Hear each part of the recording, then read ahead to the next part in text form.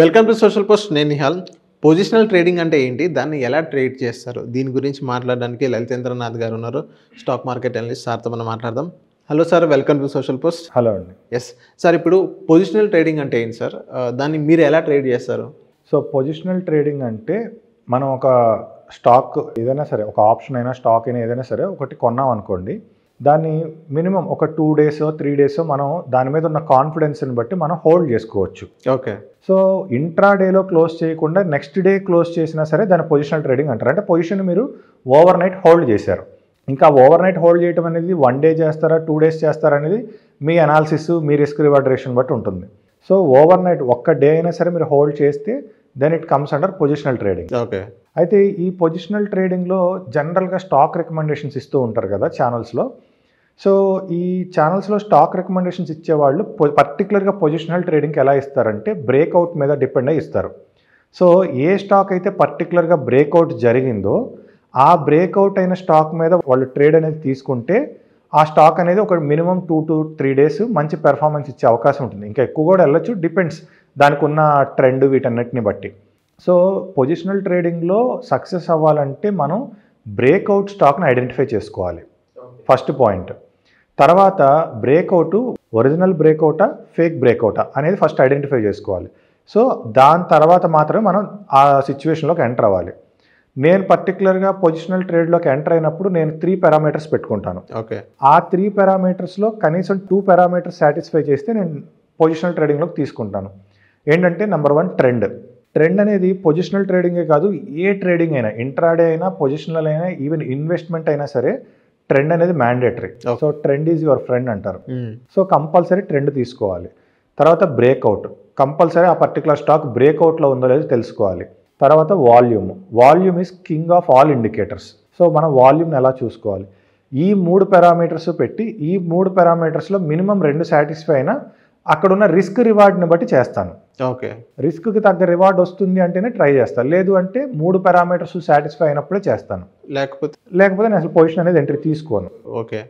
So మీకు ఇది ఒక ఎగ్జాంపుల్ తీసుకుని చూపిస్తాను, సో దట్ మీకు ఇంకొంచెం క్లారిటీ వస్తుంది. ట్రేడ్ సెటప్ ఫర్ పొజిషనల్ ట్రేడింగ్కి ముందుగా చార్ట్ టైం ఫ్రేమ్ అనేది 15 minutesలో పెట్టుకోవాలి. చార్ట్లో గోల్డెన్ రేషియో ప్రొఫైల్ అనే ఇండికేటర్ని 2 times యాడ్ చేసుకోవాలి. ఒకటి డైలీ అనాలిసిస్ కోసం, రెండోది వీక్లీ అనాలిసిస్ కోసం.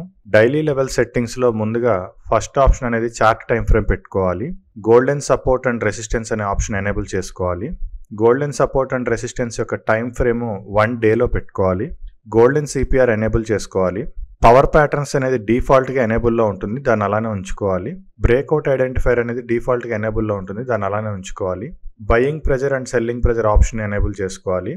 Buying pressure and selling pressure యొక్క టైం ఫ్రేమ్ని 5 minutesలో పెట్టుకోవాలి.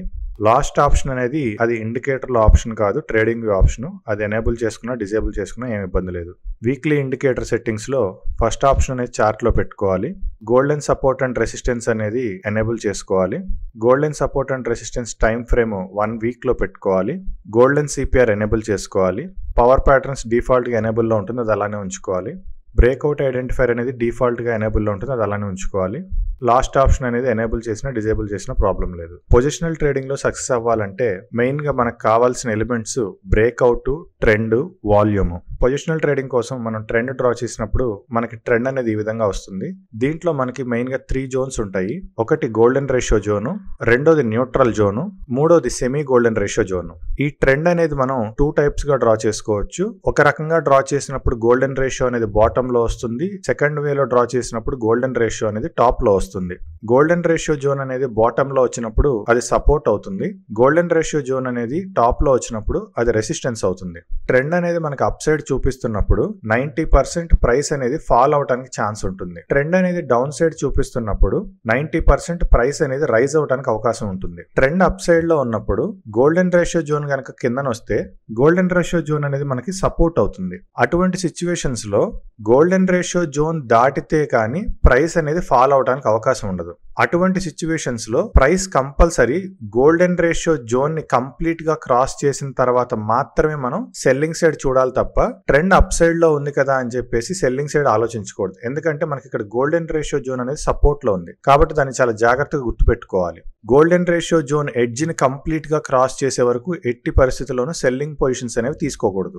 ట్రెండ్ డౌన్ సైడ్ లో ఉన్నప్పుడు గోల్డెన్ రేషియో జోన్ అనేది మనకి టాప్ లో వస్తే గోల్డెన్ రేషియో జోన్ అనేది మనకి రెసిస్టెన్స్ అవుతుంది. అటువంటి సిచ్యువేషన్స్ లో ప్రైస్ అనేది ట్రెండ్ ని బ్రేక్ చేస్తే తప్ప మనం బయింగ్ సైడ్ ఎంట్రీస్ అనేవి తీసుకోకూడదు. ఎందుకంటే ఇక్కడ గోల్డెన్ రేషియో జోన్ అనేది రెసిస్టెన్స్ గా యాక్ట్ చేస్తుంది కాబట్టి ఖచ్చితంగా ప్రైస్ అనేది ట్రెండ్ ని బ్రేక్ చేసి వెళ్తే తప్ప ట్రెండ్ బ్రేక్ అవ్వకుండా బయింగ్ పొజిషన్స్ అనేవి తీసుకోకూడదు. ట్రెండ్ బ్రేక్ అయిన తర్వాత మాత్రమే మనం బయింగ్ పొజిషన్ అనేది తీసుకోవాలి. మెయిన్ గా మనకి వాల్యూమ్ ప్రొఫైల్ లో VAH VAL value area high value area లో, ఈ వాల్యూమ్ ప్రొఫైల్ లో వాల్యూ ఏరియా హై దాటితే తప్ప బయింగ్ సైడ్ ఆలోచించకూడదు, వాల్యూ ఏరియా లో దాటితే తప్ప మనం సెల్లింగ్ సైడ్ అనేది ఆలోచించకూడదు. ఈ రెండు ప్రైమరీగా వాల్యూమ్ ప్రొఫైల్ ను ఉద్దేశించి గుర్తుపెట్టుకోవాల్సిన రూల్స్.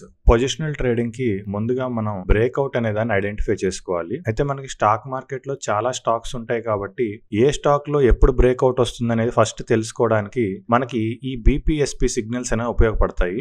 ఈ BPSP సిగ్నల్స్ కి మనం అలర్ట్స్ క్రియేట్ చేసుకోవచ్చు. BP అలర్ట్ వస్తే రెసిస్టెన్స్ బ్రేక్ అయిందా లేదా, SP అలర్ట్ వస్తే సపోర్ట్ బ్రేక్ అయిందా లేదా అనేది చెక్ చేసుకుంటూ ఉండాలి. ముందుగా మనం ఏదైనా ఒక బ్రేక్అవుట్ ని ఐడెంటిఫై చేసినప్పుడు ఆ జోన్ అనేదాన్ని మార్క్ చేసుకోవాలి. ఫర్ ఎగ్జాంపుల్ ఒక డౌన్ ట్రెండ్ తర్వాత మనకి ఇక్కడ ఒక రెసిస్టెన్స్ జోన్ అనేది బ్రేక్ అయింది కాబట్టి ఈ రెసిస్టెన్స్ జోన్ అనేది మార్క్ చేసుకోవడం జరుగుతుంది.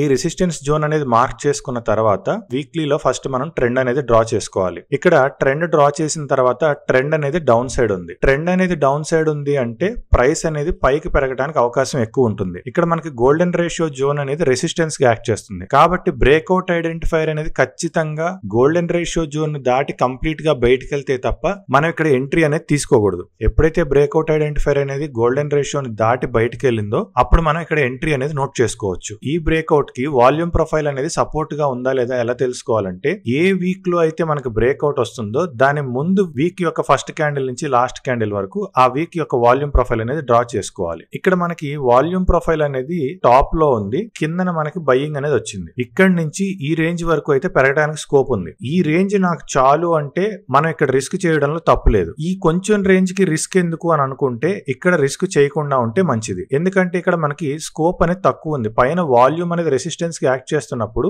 ఎంత ట్రెండ్ సపోర్ట్ చేసినా ఎంత బ్రేక్అవుట్ వచ్చినా కానీ మనకి మూవ్మెంట్ అనేది పెద్దగా ఉండదు. వాల్యూమ్ అనేది సపోర్ట్ చేయడం లేదు, పైగా ఆ పర్టికులర్ ప్రైస్ దగ్గరికి వెళ్ళేసరికి మనకు ఆల్రెడీ రెసిస్టెన్స్ అడ్డంగా ఉంది. ఇక్కడ వాల్యూమ్ ని రెసిస్టెన్స్ ని అన్నిటిని బ్రేక్ చేసి వెళ్లే అవకాశం మార్కెట్ కి చాలా తక్కువ ఉంటుంది. ఇక్కడ మనకి ఏ సపోర్ట్ బ్రేక్ అయితే అవ్వలేదు కానీ మార్కెట్ అనేది ఒక రేంజ్ బౌండ్ లో నడిచి మళ్ళీ మనకి ఇక్కడ ఒక రెసిస్టెన్స్ బ్రేక్అవుట్ అనేది జరిగింది. ఈ బ్రేక్అవుట్ దగ్గర ముందుగా మనం ట్రెండ్ అనేది ఎలా ఉందో చూసుకోవాలి. ఈ బ్రేక్అవుట్ దగ్గర గోల్డెన్ రేషియో అనేది చక్కగా మనకి సపోర్ట్ గా యాక్ట్ చేస్తుంది. దీనికి ప్రీవియస్ వీక్ యొక్క వాల్యూమ్ ప్రొఫైల్ అనేది మనం డ్రా చేసుకుంటే వాల్యూమ్ ప్రొఫైల్ కూడా సపోర్ట్ గా ఉంది. అంటే ఈ పర్టికులర్ బ్రేక్అవుట్ కి వాల్యూమ్ ప్రొఫైల్ సపోర్ట్ చేస్తుంది, అలానే మన ట్రెండ్ లో ఉన్న గోల్డెన్ రేషియో కూడా సపోర్ట్ చేస్తుంది. ఎప్పుడైతే మనకి బ్రేక్అవుట్, ట్రెండ్, వాల్యూమ్ ఈ మూడు కలిపి ఒకే లాంగ్వేజ్ మాట్లాడతాయో అక్కడ మనం పొజిషన్స్ తీసుకుంటే మనకి పొజిషనల్ ట్రేడింగ్ లో ప్రాఫిట్స్ అనేవి చాలా ఎక్కువ వస్తాయి. వన్స్ మనం పొజిషన్స్ ఎంటర్ అయిన దగ్గర నుంచి ఎవ్రీ వీక్ కి మనం ట్రెండ్ అనేది డ్రా చేసుకుంటూ వెళ్ళాలి. ఎప్పుడైతే ఇలా మనం ట్రెండ్ ను ఫాలో అవుతూ వెళ్తామో ఇక్కడ మనకి బ్రేక్అవుట్ ఐడెంటిఫైర్ అనేది ట్రెండ్ ఎడ్జ్ ని బయటకి బ్రేక్ చేసి మళ్ళీ లోపలికి ఎంటర్ అయింది అంటే